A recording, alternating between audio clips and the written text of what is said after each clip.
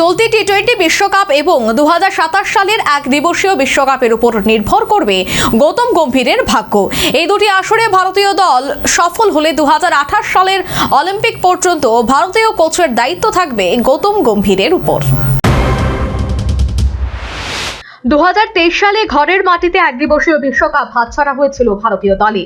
রাহুল দ্রাবিড়ের নেতৃত্বে ভারতীয় দল টানা 10টি ম্যাচে জয়লাভ করে ফাইনালে পরাজিত হয়েছিল অস্ট্রেলিয়ার কাছে। তৎকালীন সময়ে কলকাতা নাইট রাইডার্স দলের মেন্টরস হিসেবে ছিলেন গৌতম গম্ভীর, যার কারণে বিসিসিআই গৌতম গম্ভীরের হাতে ন্যস্ত করেছিল ভারতীয় কোচিং এর দায়িত্ব।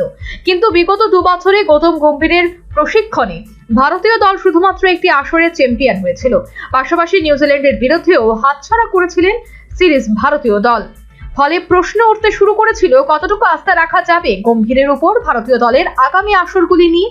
তবে বর্তমান টি-20 বিশ্বকাপ এবং 2027 সালের একদিবসীয় বিশ্বকাপের উপর নির্ভর করবে গৌতম গম্ভীরের ভাগ্য। কারণ বিসিসিআই এর সাথে গৌতম গম্ভীরের চুক্তি 2027 সালের একদিবসীয় বিশ্বকাপ পর্যন্ত। এই দুটি আসরে ভারতীয় দল চ্যাম্পিয়ন হলে 2028 সালে লস অ্যাঞ্জেলাস অলিম্পিক পর্যন্ত ভারতীয় দলের দায়িত্বে থাকবেন গৌতম গম্ভীর। কারণ 128 বছর পর অলিম্পিকে ফিরছে ক্রিকেট, তাই ভারতের পক্ষে সোনা জেতার জন্য ঝাঁপাবে ক্রিকেটাররা। অর্থাৎ দেশকে গর্বিত করবার জন্য ক্রিকেটারদের পাশাপাশি কোচ গৌতম গম্ভীরের নজর থাকবে সোনা জয়ের দিকে। Bureau report, news vanguard.